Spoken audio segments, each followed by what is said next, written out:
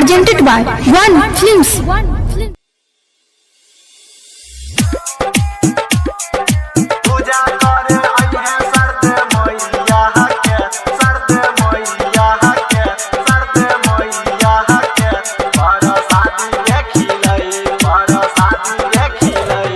है माई के दुआर कके सोलह सिंगार है माई के दुआर कके सोलह सिंगार पूजा करे है सर्द मैया के पर शादी के खिलैबो है करे पूजा सर्द मैया के पर शादी के खिलैबो पूजा करे है सर्द मैया के पर शादी के खिलैबो Shiv Shri digital recording studio Kusheshwar बाजार। पूजा करे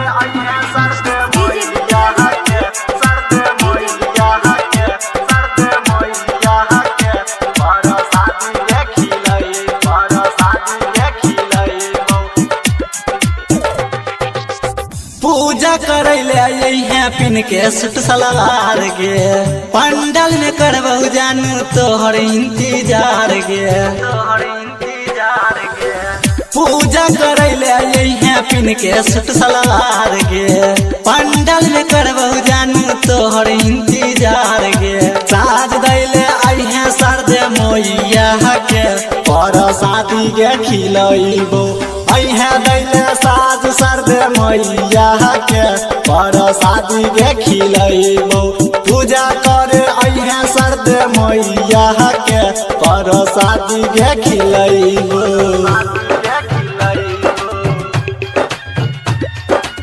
Shiv Shri digital recording studio Kusheshwar बाजार।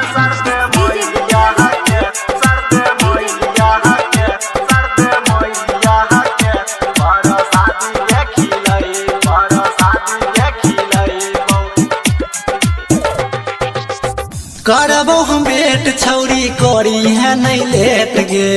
पांडपुर भैया से करे है भेंट गे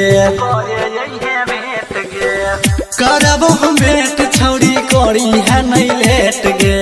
सकल देशनेहिया से करे है भेंट गे कमल देव संगे करी है दर्शन मैया के पर शादी के खिलैबो करी है दर्शन सारा देगे मैया के पर शादी खिलैबो पूजा करे है सर्द मैया के पर शादी के खिलैबो।